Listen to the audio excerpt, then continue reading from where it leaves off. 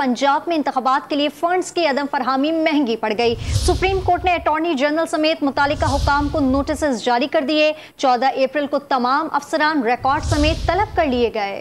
Notice में आगाह कर दिया गया कि हुक्म अदूली के नताइज वाज़ेह हैं। रिपोर्ट देखिए।